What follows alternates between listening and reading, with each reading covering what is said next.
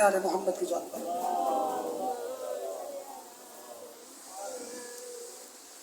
ماشاء اللہ لا حول ولا قوة الا باللہ العلی العظیم بسم اللہ الرحمن الرحیم الحمد للہ الذی جعلنا من المتمسکین بولایت علی بن ابی طالب الصلاة والسلام علی اشرف الانبیاء والمرسلین وخاتم النبیین ابی القاسم محمد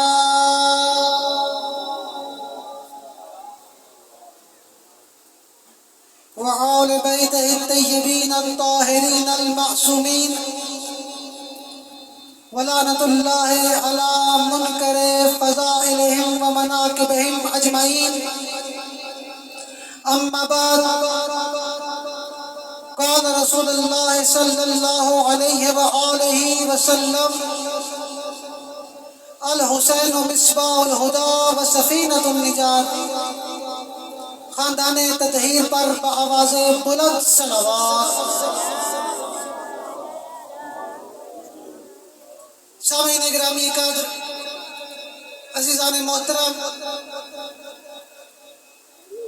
اللہ نے ہمیں اس کائنات کے اندر بھیجا۔ وہ اللہ جو ہمیں اس کائنات کے اندر بھیجنے والا ہے، وہ اللہ اتنا مدبر الامور ہے، سمندروں کے سینوں میں رہنے والی مچھلیوں کے دلوں کو بھی پڑھ لیتا ہے، اتنا سمیع البصیر ہے وہ اللہ، ہوا کے اندر پرواز کرنے والے پرندوں کو کبھی گرنے نہیں دیتا، اتنا مدبر الامور ہے زہرا کا اللہ کہ جو پرندے درختوں پر بغیر کسی سہارے سے زندگی بسر کرتے ہیں، ان پرندوں کو بھی نہیں گرنے دیتا۔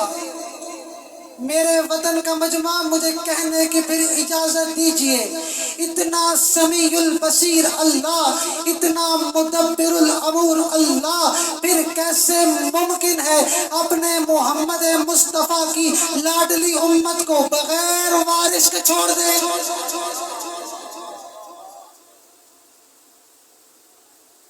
کون؟ حجت خدا۔ ممکن نہیں کہ خدا اپنے آخری نمائندے کی نبوت کے اندر اس کی پوری امت کو لاوارث چھوڑے۔ میں نے اسی پیغمبر کے تیسرے جانشین کا تذکرہ کر رہا ہوں۔ پیغمبر اسلام نے فرمایا، لوگوں، اگر تمہارے ملکوں میں چوری، ڈاکہ، نفرتیں، رشوت کا بازار گرم ہو جائے، کچھ مت کرنا، آپریشن مت کرنا، صرف ایک کام کرنا۔ پیغمبر نے فرمایا اگر یہ سب چیزوں کے بازار تمہارے ملکوں میں، تمہاری ریاستوں میں عام ہو جائیں تو صرف ایک کام کرنا، کیا؟ الحسین مصباح الہدی وسفینۃ النجات۔ تم معاشرے کے اندر میرا بیٹا حسین عام کرتے جانا، تمہارے ملکوں سے رشوت، چوری، ہر برائی کا خاتمہ ہوتا چلا۔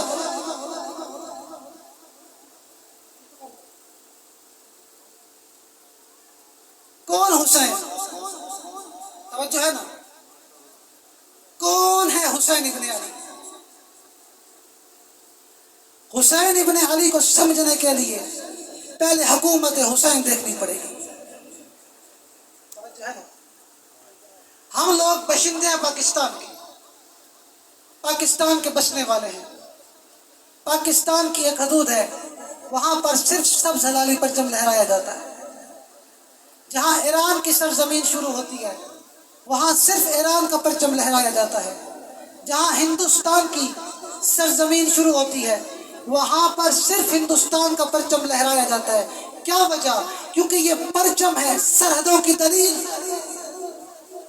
پرچم ہے سرحدوں کی دلیل. تو مجھے یہ بات کرتے ہوئے فخر محسوس ہوتا ہے. زمانے والوں جاؤ جس مرضی ملک کے اندر جا کر دیکھو، انڈیا ہو، بنگلہ دیش ہو، نیپال ہو، بھارت ہو، کوئی ملک ہو، سرزمین پر علم عباس اور علم حسین لگ کے بتا رہا ہے زمانے والوں یہ مشرق بھی حسین کا، مغرب بھی حسین کا، شمال بھی حسین کا، جنوب بھی حسین کا، فرش بھی حسین کا، عرش بھی.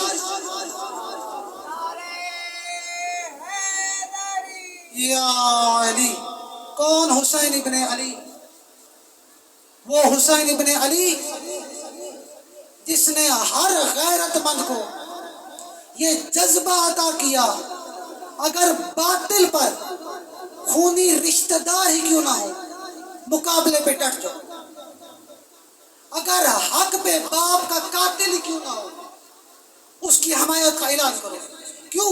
کیونکہ یہ فکر حسینیت ہے کہ حق کی حمایت کے لیے ہاتھ بلند کرنا اور ظالم کو روکنا. کیا یہ حسین کا فلسفہ خود ساختہ ہے؟ نہیں. عزادارو یاد رکھیے گا، جو فلسفہ محمد و آل محمد نے دیا یہ ان کا ذاتی نہیں، یہ اللہ نے نازل کیا ہے. اللہ نے نازل کیا ہے نظریہ. کیا؟ اللہ نے قرآن میں فرمایا وَلَا تَلْبِسُوا الْحَقَّ بِالْبَاطِلِ وَتَكْتُمُوا الْحَقَّ وَأَنْتُمْ تَعْلَمُونَ. کبھی حق و باطل کو آپس کے ساتھ ملتبس مت کرو، مت ملاؤ. حق و باطل کو ایک دوسرے کے ساتھ مت ملاؤ. در حالانکہ جانتے ہیں حق کیا ہے اور باطل کیا. انہیں روز روشن کی طرح معلوم ہے حق کیا باطل کیا. آئے ہم کسی بحث میں نہیں پڑتے، نہ ہی دامن وقت میں اتنی گنجائش ہے کہ ہم بحث میں جائیں. بس اتنا کہوں گا، پیغمبر اسلام نے صحابہ با وفا کی محفل کے اندر بیٹھ کر حق کی بات کا تذکرہ شروع کیا. حق کی بات چلتی گئی. پیغمبر اسلام نے زہرا کے شوہر کی طرف دیکھا، حسنین کے بابا کی طرف دیکھا، دیکھ کر ایک ہی جملہ فرمایا، کیا؟ العلی مع الحق، الحق مع العلی. پھر یہ نہیں فرمایا کہ حق علی کے ساتھ، علی حق کے ساتھ. پھر فرمایا میرا اللہ حق کو اس سمت موڑ جس جانب علی جائے، جس جانب علی جائے. آپ اور ہم کیا دعا کرتے ہیں؟ میرا اللہ ہماری اولاد کو اس اہل کر کہ یہ حق کی اتباع کرے. یہ لوگ کہتے ہیں ہمیں کہ پیغمبر اسلام نے دعا دی ہے علی شہنشاہ کو پر شیعہ قانون بنا بیٹھے. نہایت اس ذمہ داری سے پڑھنے کا عادی ہوں، ذمہ داری سے کہہ رہا ہوں، جاؤ جا کر کسی اور فرد کے متعلق ایک ضعیف ترین حدیث بھی لے کر آؤ کہ زہرا کے بابا نے کہا ہو فلاں حق پہ اور حق اس کے ساتھ کہا ہو. نہیں ملتا بھائی. یہ کلیہ قانون نہیں، پیغمبر نے قانون بنایا ہے. لوگوں سنو سمجھو، علی حق کی اتباع نہیں کرتا بلکہ علی کی اتباع حق کرتا.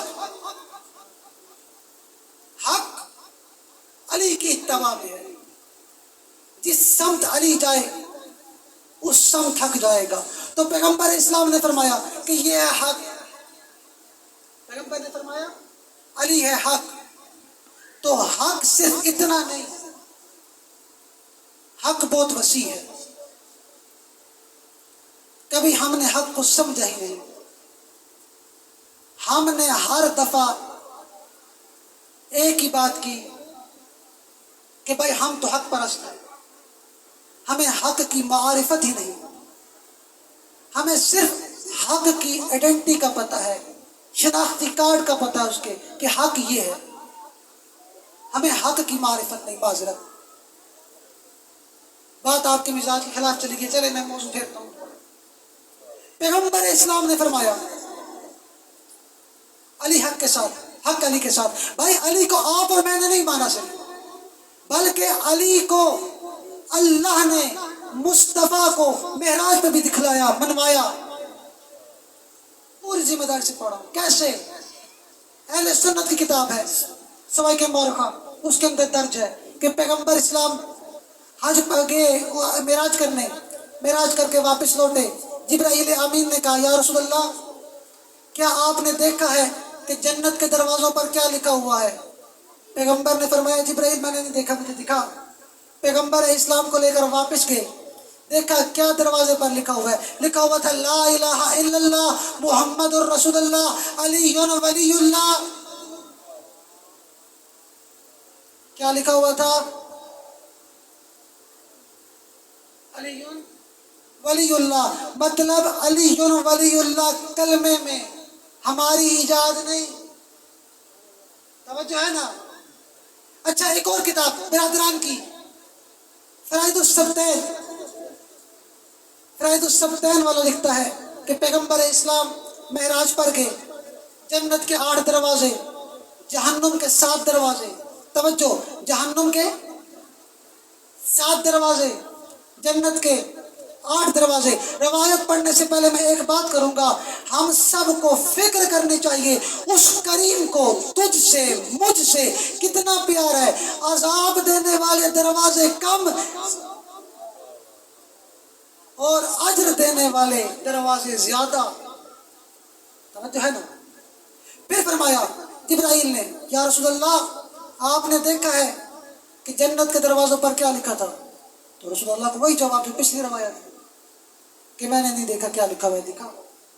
دیکھنے گئے تو کیا تھا؟ لا الہ الا اللہ محمد الرسول اللہ، ٹھیک ہے، علی ولی اللہ، الفاطمہ امۃ اللہ، الحسن والحسین صفوۃ اللہ، علی مبغضیہم لعنت اللہ.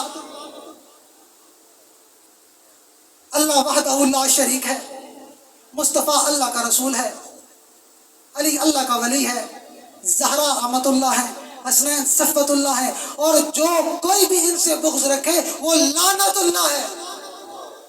پتہ لگا تبرہ کرنا یہاں کی سنت نہیں وہاں کی سنت ہے.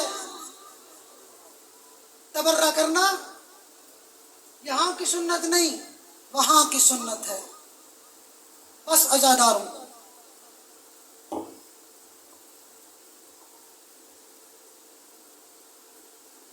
جس علی کی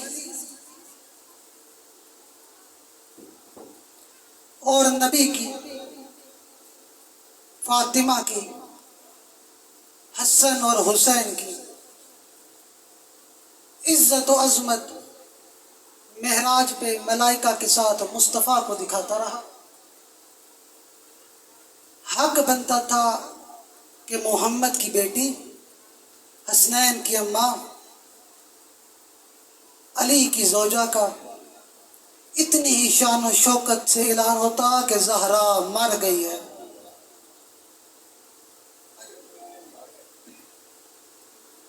حق بنتا تھا، اتنی شان و شوکت سے اعلان ہوتا.